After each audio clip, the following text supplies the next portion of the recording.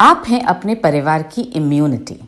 आपका परिवार तभी खुश रह पाएगा जब आप अपनी स्ट्रॉन्ग इम्यूनिटी के कारण खुद को बीमार होने से बचाए रखेंगी।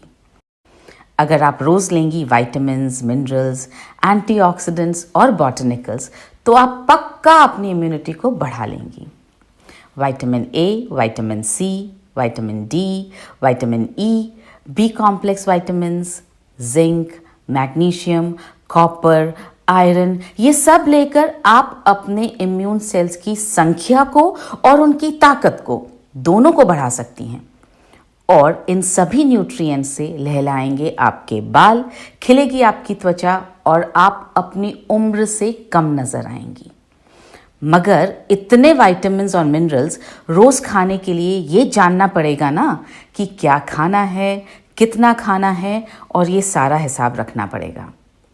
हम आपको बता रहे हैं एक ऐसा तरीका जिससे आपको मिलेगा 21 mg आयरन, 1 ग्लास दूध जितना calcium, 200 IU vitamin D, 1 microgram vitamin B12 के साथ 50 न्यूट्रिएंट्स। ये तरीका है न्यूट्रीचार्ज वुमेन टैबलेट।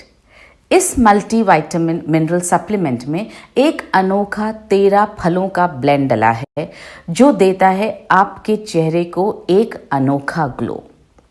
तो लीजिए न्यूट्रीचार्ज वुमेन की एक टैबलेट रोजाना और खुद को बनाए रखिए अपने परिवार की इम्यूनिटी।